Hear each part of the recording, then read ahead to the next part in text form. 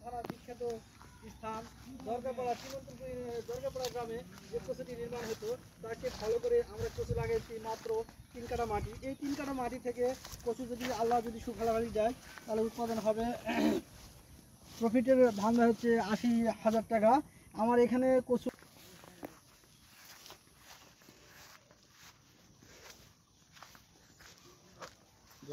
কচু